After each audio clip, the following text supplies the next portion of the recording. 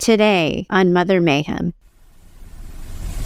All of that is what's true for you because healthy development for kids, it needs consistency, reliability, and structure of consistent love, nurturance, and validation. All of the things that you didn't get as a kid.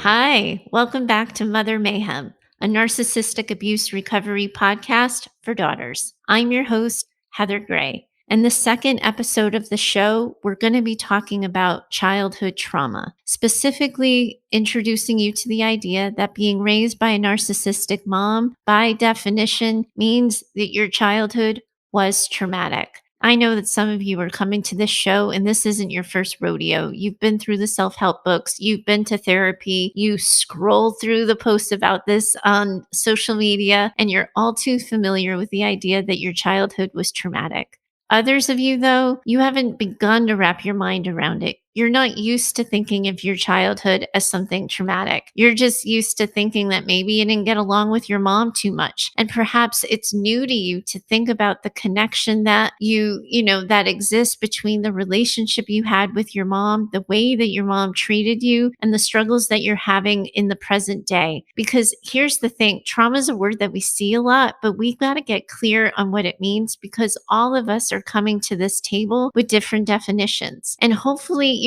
as I talk to you about this, you've already listened to my first episode where I broke down what narcissism is and what it means when we say that your mom had a personality disorder and struggled with narcissistic personality disorder. Because in that episode, that was the start of this foundational series for narcissistic abuse recovery. And I'm really being specific in the order that I'm talking about these things because I want to decrease the likelihood that you're going to get overwhelmed or triggered by my content. So when we say that your mom was a narcissist, or is a narcissist. I never quite know what tense to use because a lot of you, your mothers are still alive and well.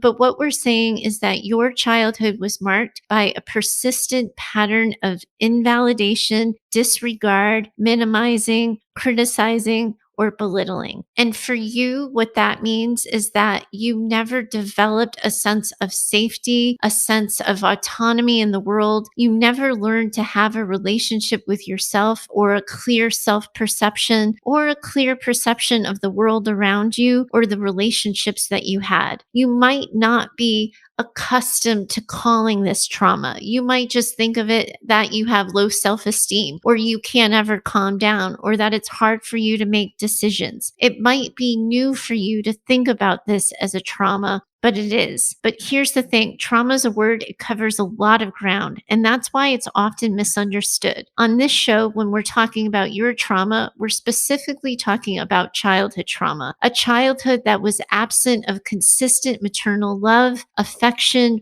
or validation. And, the key word here is consistent. It's really important that we know that all moms lose their shit from time to time.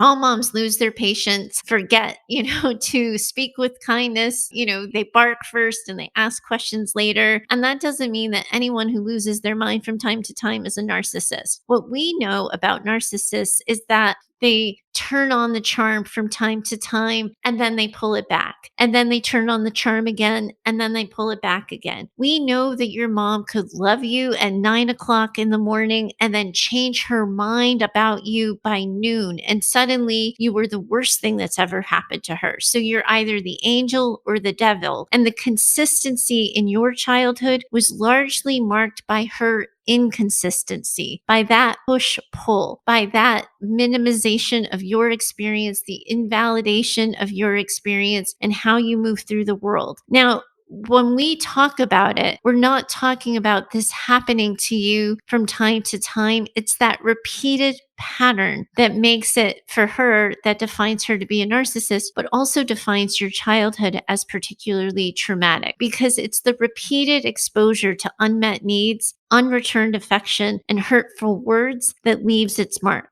That's why when I'm talking to you about it, I'm calling it a trauma. And now here's the thing. We know that your mom had an arsenal of weapons that she used. She didn't just belittle you. She didn't just change the story from time to time. She had an arsenal of tools that she used to keep herself above you, to maintain her self perception over you being able to develop an accurate perception of yourself. So, when we talk about it, the one that everybody loves to talk about is gaslighting, right? Like you've heard this on social media a million times. It's always in the self help books. It covers its fair share of YouTube videos because it gets an awful lot of clicks. Gaslighting is a clickbait worthy topic. But if you are on the receiving end of it, you know that that means that your experience as a kid was often minimized, devalued, and the story that you would bring to your mom about how something happened or how were feeling about a particular thing was quickly changed. So if we think about it, and let's, get super specific here, right? Last time I talked a lot in generalities because I wanted to set the stage, but I think it's important that we start creating specifics around this so each of you can see yourselves in it. So if we're talking about gaslighting, I want you to picture a 3-year-old who, sort of a 3-year-old little girl who's climbing the jungle gym and she reaches for a bar just a little bit out of her grasps and she falls down and she scrapes her knee. She runs to her mom and her mom looks at it and says, "That's nothing,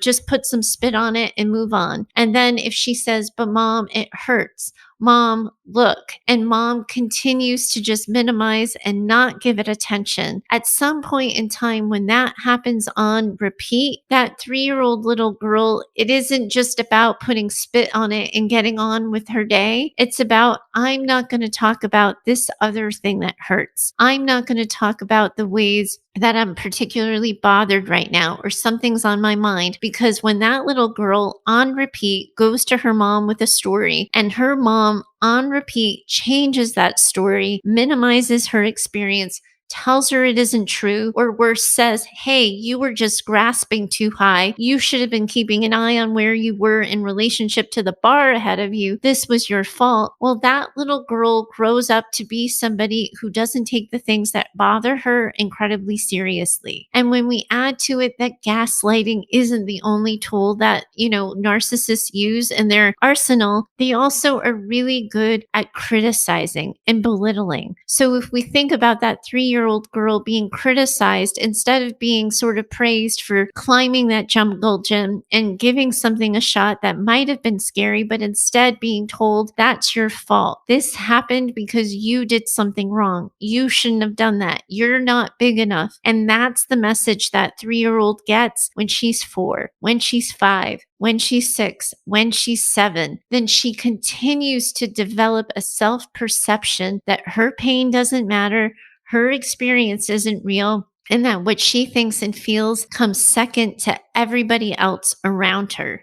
When we add to that 3-year-old an idea of control, that mom is constantly saying, "Do this, don't do this, don't do that, say this, don't say that," that ability to move through the world and have your own ideas, to have an opinion, to have a point of view, to have a question even, is largely going to be impacted when on repeat you're told not to. And a lot of times what happens for you, and the reason why I'm specific in using this as a 3-year-old, is because we have compassion for a 3-year-old. We can see so clearly that that 3-year-old deserved love, that that 3-year-old deserved affection, that that 3-year-old deserved a hug. So did you when you were 3, but so did you when you were 4 and 5 and through all the years until you are today. But you didn't get that consistently. That wasn't your experience. You didn't sort of move through the world with an experience of having, your mom be empathic towards what you were going through, or ask questions, or experience curiosity with your perception. Instead, what you often saw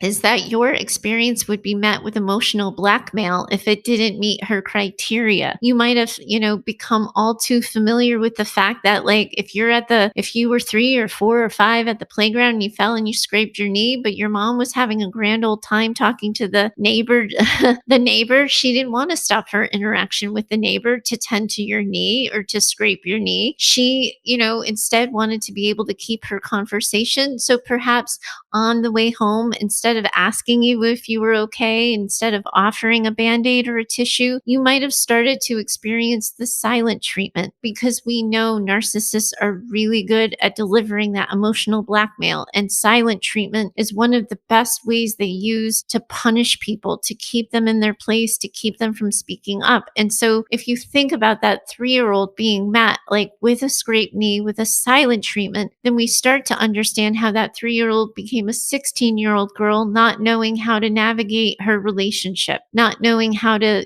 participate in a friendship. And then that 13-year-old becomes a 23-year-old, becomes a 33-year-old, and brings you to the present day. Because that's what your mom would do. And she did it on repeat. And if she wasn't pushing you away, making you feel small, belittling your accomplishments, perhaps she was doing the exact opposite. She was pulling you close. She was forcing you to have a singular, solitary relationship with only her, where she was your primary person. She was the most important person to you. So if you imagine for a second that 3-year-old growing up to a 5-year-old and going to kindergarten for the first time and having her first day of school and loving her teacher and loving all the new kids. And that 5-year-old little girl comes racing home and telling mom, I love my teacher, Miss Shelley. She's the best. Oh my gosh, we got to make our own name tags and I got to pick my own desk. And, I tripped and I fell for a second, but she kissed my knee and told me it was going to be okay. Well, a mother who wants you to only have a relationship with you didn't meet your experience with enthusiasm or excitement or understanding. She met it with criticism or judgment and made you feel like there was something wrong for liking your teacher so much. Narcissists operate in extremes, and they have this arsenal and all of it is intended not for your growth, not for your development, but to keep them on the top of the totem pole, to keep themselves on the top of the pyramid and everybody else around them, including you, at a level that's lower than them.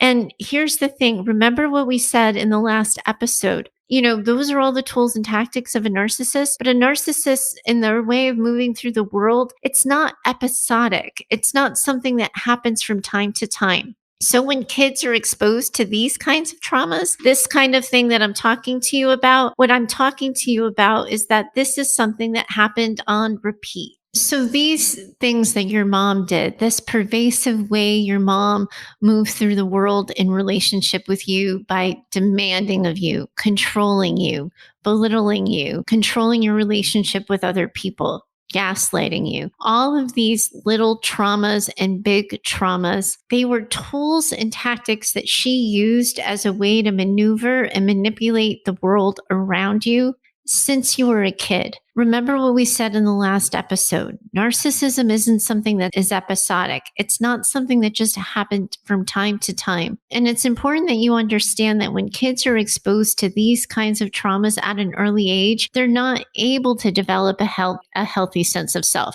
They're not able to connect with their bodies and understand what they're thinking or feeling. And they're not able to trust what they're thinking or feeling because they've constantly been told throughout their childhood that what they're thinking or what they're feeling or what they're experiencing is wrong. So they don't know how to have a healthy relationship with themselves. They don't understand what's going on in their body, and they don't know how to have a healthy relationship with other people. All of that is what's true for you. Because healthy development for kids, it needs consistency, reliability, and structure of consistent love, nurturance, and validation. All of the things that you didn't get as a kid.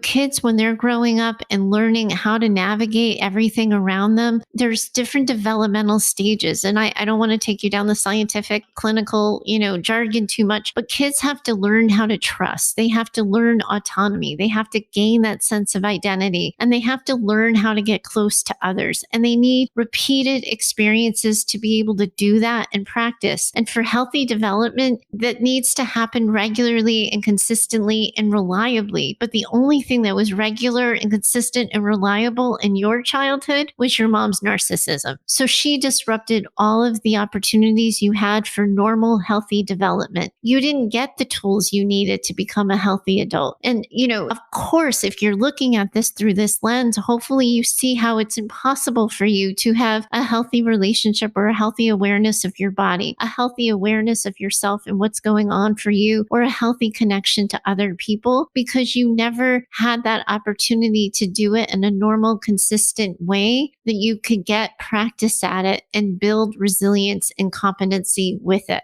The other thing that's really important to understand here is that emotional trauma impacts you physically in your body. You might very well be stuck in fight, flight, or freeze. And I want to walk you through it because, and I know this isn't, this isn't particularly my wheelhouse. And I get, again, a little clinical and scientific here, but it's really important that we all get on the same page and really understand this because when a child experiences trauma, the brain's stress response system is activated. That causes the flood of stress hormones, and we know them as cortisol and adrenaline. And like on random days, when there's something going on that a child needs a quick response time, those stress hormones come in handy because they prepare the child for that fight, flight, or freeze response. But for you, you were probably ended up pre-wired to constantly be in fight, flight, or freeze because you didn't know where the next threat was coming from. You were always scanning your environment for what kind of mood your mom was in, what,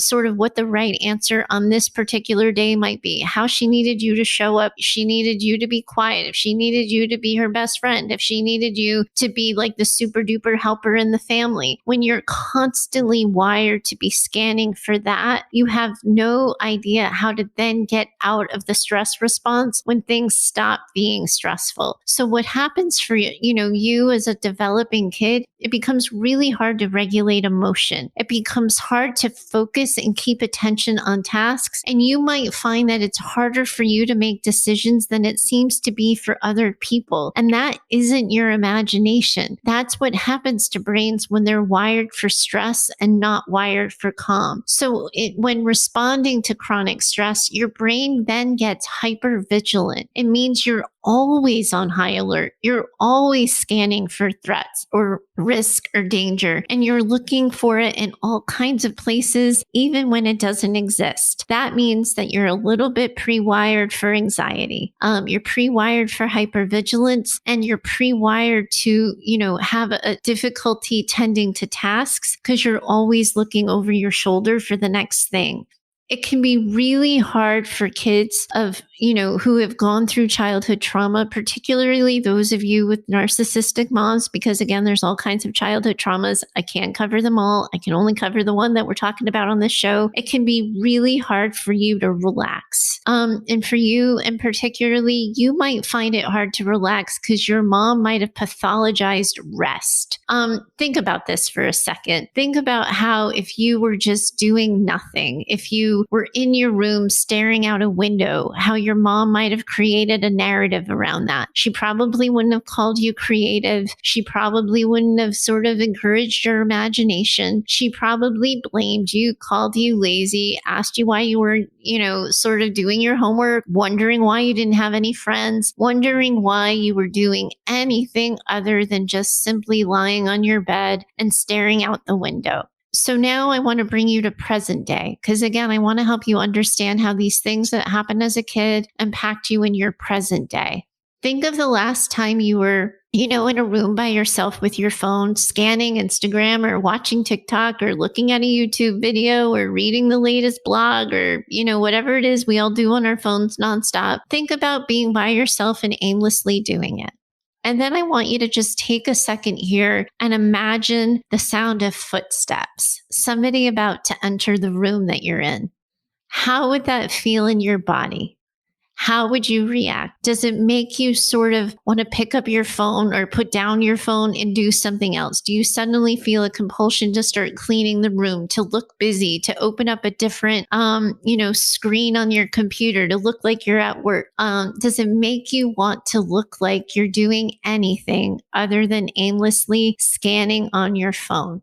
Because that's what you're talking about. When your body gets dysregulated, it hasn't learned to calm. You can't just aimlessly scan on your phone and be okay with the sound of approaching footsteps. You become more biologically wired to stand at attention, to be on alert. And that's what feels normal for you. So your habit might be to seek the places and situations and people who replicate that feeling because it's what you've come to know. Rest becomes scary, becomes unfamiliar, and becomes a sign or a symbol or a situation that feels largely intimidating and risky. And when you're wired that way and you're scanning for risks and threats of safety, trust is really, really hard. That's why it becomes hard for you to get close to people in a way that feels genuine and authentic. Because we as humans, when we have normal natural development, we are wired for connection. We are wired for closeness and intimacy. But a childhood that's fraught with disruption and trauma and inconsistency and invalidation, the only thing that your body is wired for is safety and protection. That's the only priority it has, is to keep you safe. So as a result, your body is largely wired to separate you from other people. If you have a pattern of self-sabotage in relationships, if you have if you look at like your relationship history or your friendship history and you see that it's largely marked by disruption, it's because learning consistency and staying present inside a relationship is something that you never got to experience. So it doesn't feel safe. It doesn't feel nurturing or warm or intimate. It feels like at any point in time, it could all go to hell in a handcart. And for a lot of people, they experience it like their body is on fire.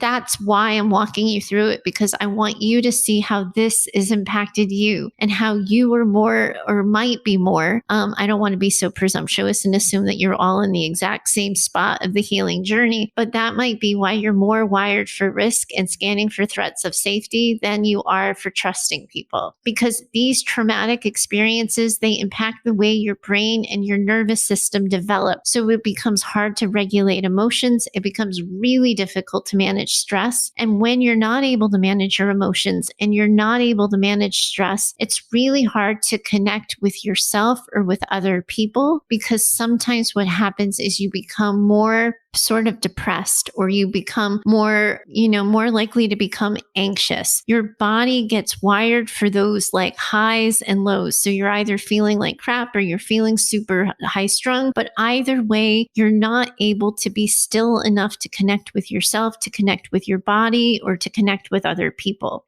One of the reasons why I'm doing this show and why I'm talking to you about this particular topic is because just as your brain has this capacity to be affected by trauma, it also has an enormous capacity to heal, to adapt, and to become resilient. I'm a therapist, and I like to think that's what therapy is for and why it's so valuable, but also why I'm here talking to you today, because I really think that a conversation about this can help you increase your understanding of yourself, your own responses, and increase your ability to heal. You're going to learn what's going on with you so that you can learn the tools and strategies for adapting. We can rewire your brain and your nervous system so that you can find new ways of coping and relating to others. And the words I'm using to help you understand all of this, they really matter, because the phrasing of this and the verbiage that people use, it can be a lot. And I want us, again, like I said at the start of the episode, and as we dig in deeper, people talk about this in all kinds of ways. You hear about childhood trauma, you hear about PTSD, you hear about cPTSD. And these phrases, they're not interchangeable. I do think that I myself end up sometimes from time to time being a little guilty of making them interchangeable. And I know that we can see them used interchangeably on social media or through YouTube videos. So if you'll bear with me for just a little bit,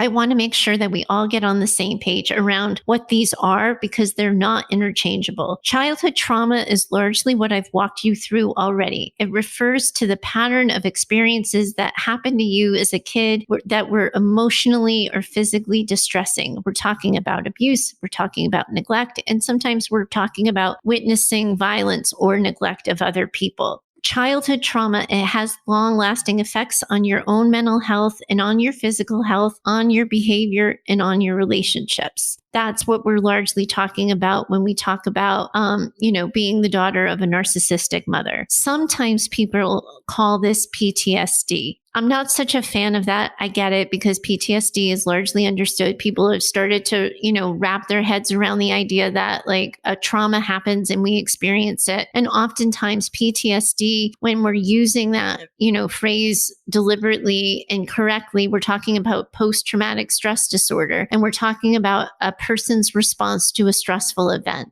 And that event is often singular. Sometimes some people will, make a caveat for, one or two incidences and calling those the combined incidences of back-to-back traumas, saying that somebody is struggling with PTSD. But largely PTSD is something that focuses around a particular incident or couple of incidences. With you and your upbringing, what we're talking about is childhood trauma. If we're going to use a trauma lens on it, another phrase you might have encountered is cPTSD, which is complex post-traumatic stress disorder. You are not going to hear me use that phrase too often because honestly, I trip up on my words every single time I use it. But what we're talking about with cPTSD is that chronic exposure to trauma.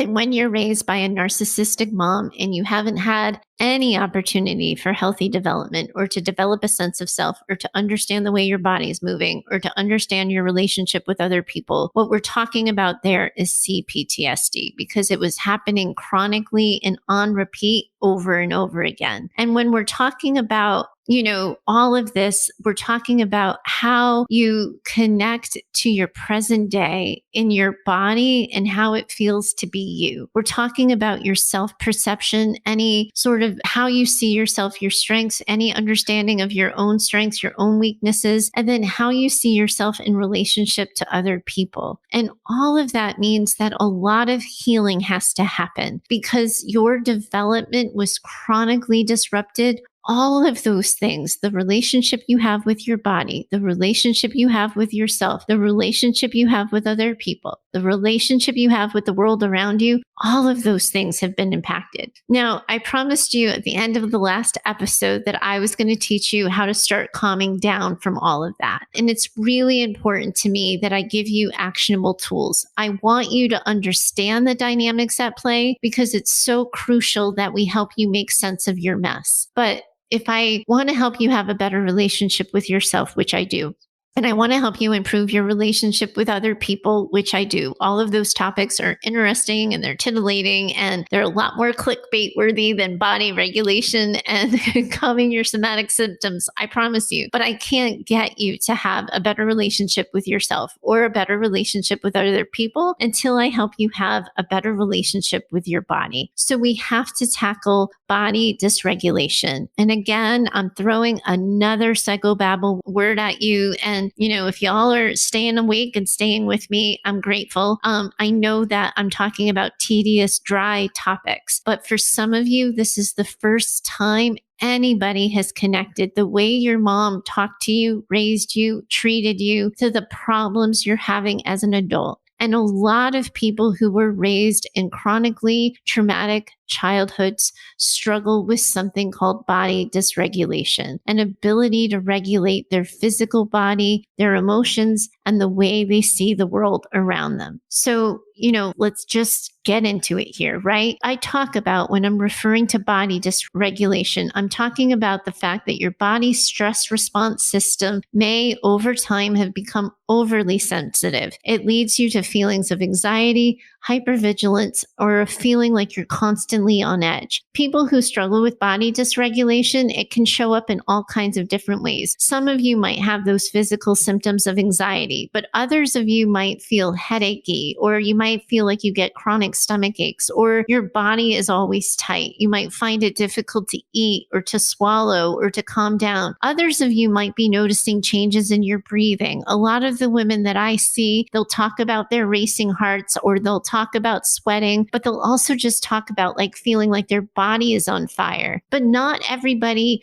responds in this weird highly acute, agitated way. Some people, they go in the opposite direction. They completely turn off. They are numb and disconnected, and they couldn't tell you if they had a headache, even if they did, because they're so out of touch. Their brain is protecting them from all of the pain they've experienced, all of the things that they've gone through by disconnecting them entirely from their sense of self, their sense of body, or their sense of relationship with other people. So it's a really, really big deal. If you think about body dysregulation, it's a really good way of looking at it as like a faulty car alarm. The alarm might go off when somebody is jiggling on the handle and somebody's trying to break into the car, or whatever the sensor is for your car. But if you've ever had one of those key fobs go off because someone else, someone else's car in the neighborhood is going off and somehow it sets your car off, that's what body dysregulation can feel like, because your body no longer knows if the threat is real, if it's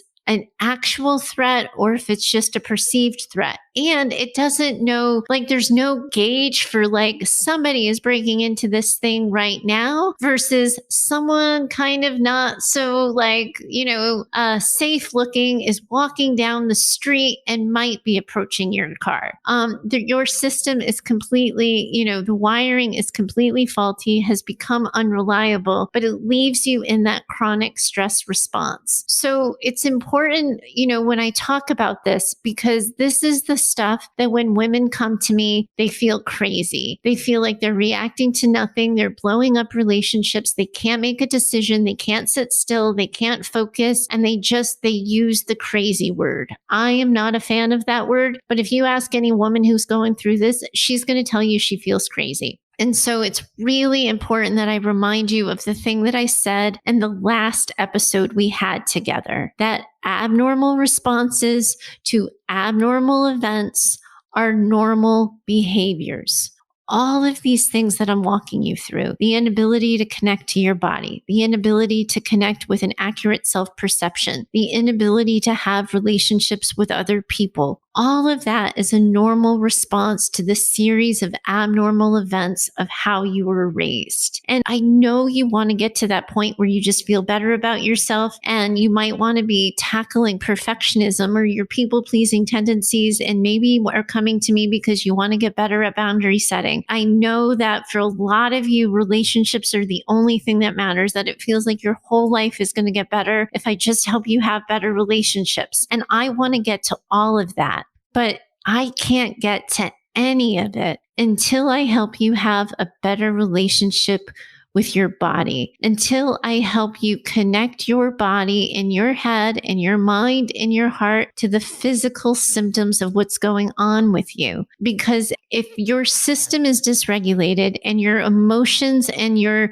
heart rate and your breathing are all out of control, anything I tell you to tackle perfectionism, anything I tell you to help you have a better relationship with yourself, none of it's going to work. And so I want you to be able to begin the process of healing your body, of regulating your nervous system, calming you down in a stressful event so you can start to feel more in control of all of this. What I want to do is teach you something that in the psychobabble world we call grounding. Grounding means rooting you in the current date, space, time, and presence of what is happening right now. Not what happened 3 days ago, not what happened 3 minutes ago, not what might happen in the next 3 minutes, but teaching your body to calm itself down so it can be rooted in the present, getting you in touch with your 5 senses, the things you can see, taste, smell, touch, hear, all of those things. So in order to do that,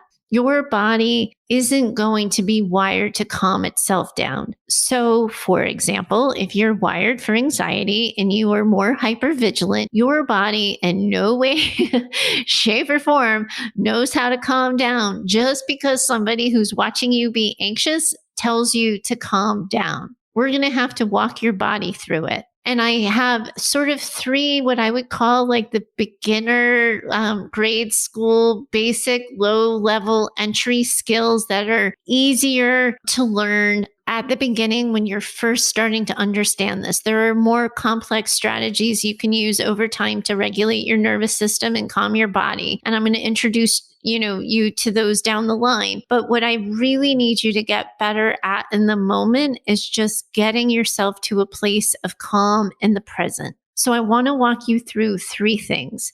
One is I want to help you get close to and connected to your breath. And if you're anything like me, you bomb out of yoga really fast. I am like the ultimate failure at yoga. And anytime somebody tells me to find my breath or to be still, I'm like, isn't there like a cardio solution for this? Can I like just get out of this with some sort of HIIT workout or something like that? Deep breathing for some people feels risky, feels unfamiliar, and feels like you're sort of navigating a foreign world. But if I can get you to learn deep breathing, if I can let you calm yourself down, it's the first step towards slowing your roll a little bit when you're feeling reactive, when you're feeling overwhelmed, and you're feeling just a little bit out of control. The example I like to use with deep breathing, in a perfect world, you are doing this lying down on a hard floor. So you can be on a rug or whatever. But I really like it when people are just starting out connecting to their breath and calming themselves down, is to feel every part of themselves.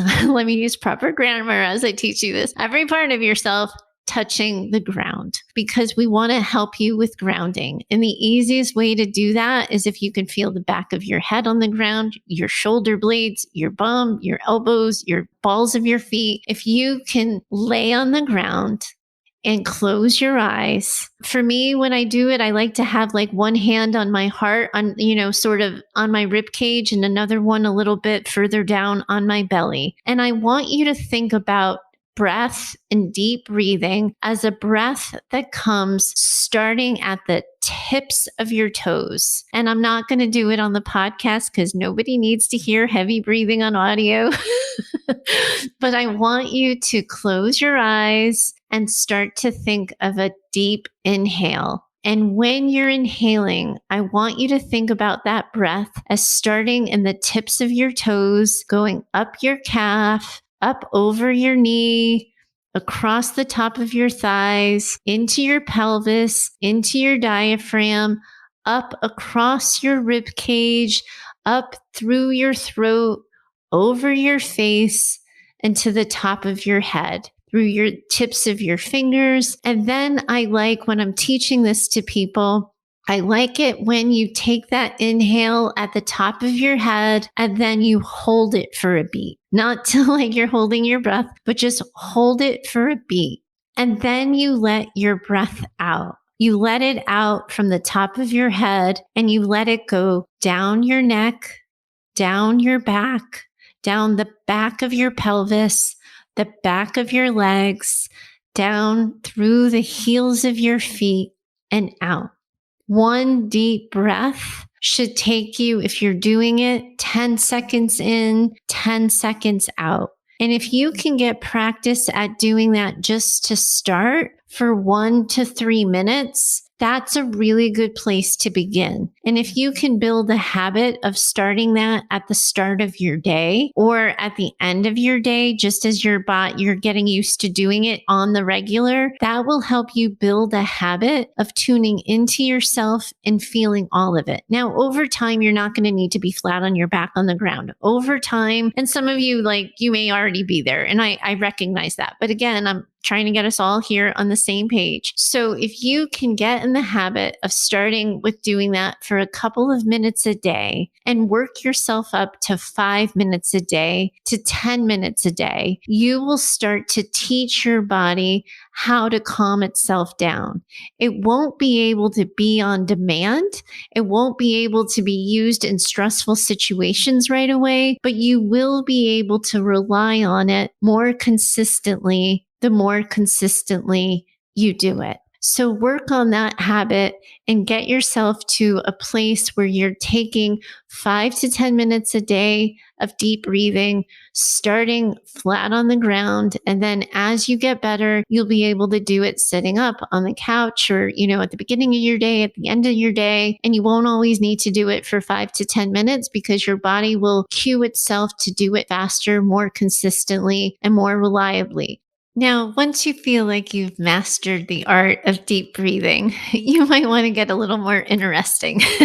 I want to teach you about something called progressive muscle relaxation. Now, I have to be honest with you, I had to Google that one. I knew the exercise, I didn't know the name of it. But a lot of times when people focus just on deep breathing, they're not really aware of how tense they are. They don't become aware of where they're holding tension in their body, what parts of them feel kind of wired or tight or on edge. And if you've constantly been wired in that fight, flight, or freeze, it feels tense all the time. So it can be really hard to tell the difference. One of the things that I like to do is teach people the idea of holding tension deliberately and intently and then releasing it, because it teaches you to notice when your body is replicating that deliberate tension, and then it will recognize when things are calm. Because again, remember what I've walked you through with this, with this episode, as we've talked about trauma, your body gets dysregulated. So noticing calm versus busy, noticing stress versus risk, all of those things are really confusing, and we can't always rely on your body's gut response because it's always wired for risk. If we can start to create like an awareness of conscious tension, then you will be able to notice when your body is unusually tense, and you will get more in control of responding to it in a way that feels like you're guiding that ship and you're in control versus your body overreacting to a point of tension in your system. So what I want you to think about is focusing on different muscle groups, different parts of your body. The ones that I tend to think about most often are curling your toes and making fists with your hands. Other people do other things. I've, seen people sort of hold tension in their shoulder blades and release, and hold tension in their pelvis and release. That's probably a little bit above my pay grade. What I really like to teach is deliberately holding tension in your body so that you can notice it. And when your body is pre-wired for risk and tension and you're used to always being tense, you might need to curl your toes and make fists at the same time and hold it for maybe a beat of 3 to 5 seconds and then release. And when you release, experience the relaxation and the release of tension that happens in the back of your neck, across your shoulder blades, across your hands, and across the tips of your toes. Because a lot of times the tension part is the familiar part. You already know what that part feels like. What you might not know is the relaxation part. So you want to be able to feel that release. And if you think about it, and as you're listening, you can do this right now. If you curl up your toes and you curl up your hands, as you release, when you release your hands and you release your toes, you're going to feel that release in the back of your shoulder blades. Some of you will feel it in the back of your head. You will feel the release of your toes in the back of your calf. But we want to teach your body to do that regularly, because the goal here is for you to be able to calm yourself with more ease, more consistency, and faster than your body currently can. So after a deep breathing exercise, if you're really genuinely in this with me and you're going to give this the college try and you're going to try deep breathing for 3 minutes, add a minute or two of this muscle relaxation where you're deliberately holding the tension and you're deliberately releasing it. And the more you get practice at this, the more you do it, when you tell your body to calm down, it's going to know what you're talking about, and it's going to be able to do it when you say so.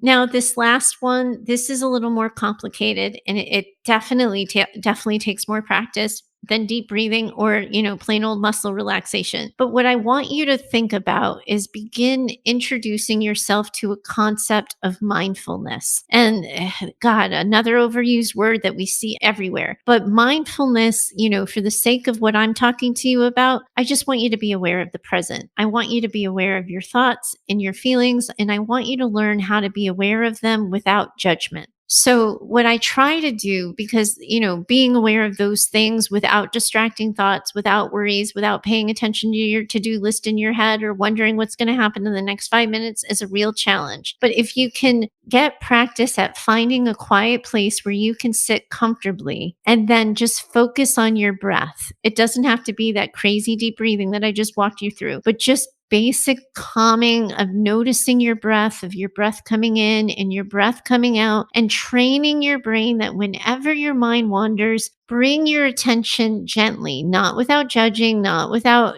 sort of belittling yourself. Just bring your attention back to the present moment. Because what we want you to do is be able to, when you're reacting out of control and you're not sure why you're responding so strongly, to be able to check in with yourself. But your body hasn't learned how to do that. You haven't learned how to do that. A beginning process to getting you there is helping you just sit, be still, notice the thought, notice the feeling, notice where you're feeling it in your body, and bring yourself back to tension. Now, that one is going to take a little bit of time to get used to. I really like recommending that particular exercise for the end of the day. If you start your day with some deep breathing and muscle relaxation and tension and release, and you make a promise to yourself that you are going to work on mindfulness and learning how to connect to the present for 5 to 10 minutes at the end of the day, you are going a long way, and you are actually making significant progress in teaching your body how to regulate itself. And once we have you better connected to your body, that opens the door to help you have a better relationship with yourself. And that's where we're going in the next episode. We're going to be tackling self-care, self-compassion, and self-acceptance. I want to set the stage for that conversation by getting you grounded, teaching you how to be present, getting your body to be calm so that you can take that conversation in easier. If you don't know how to calm down, when you're listening to that episode, you're just going to be focusing on what I'm going to say next and how this is, when am I going to get to the part when XYZ, or when am I going to cover ABC? So I walked you through this exercise of calming your body and getting used to that so that in the next episode, when we talk about helping you improve the relationship you have with yourself, improving your own self-compassion and your own awareness of yourself, you are going to be able to sit and tolerate that conversation. Because if you can make a promise to yourself that calming your body is your priority, and you start to make calming your body your habit, then that is the first step towards having that self-compassion for yourself, because you deserve a calm body and you deserve to feel calm as you move through the world.